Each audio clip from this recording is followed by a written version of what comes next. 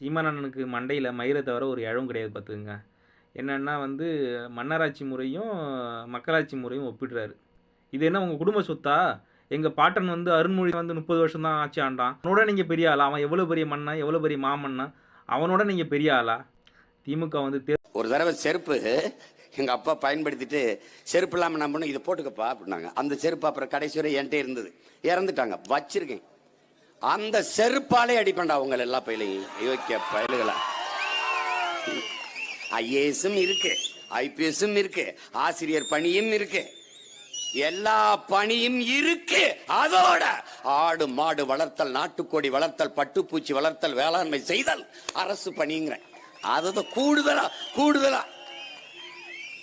படித்தவர் படிக்காதவர் அனைவருக்கும் அரசு வேலை. இனி படிக்காதவரே இல்லை என்ற நிலையை உருவாக்குவது எங்களின் அடுத்த வேலை. இதுதான் எங்க கோட்பாடு.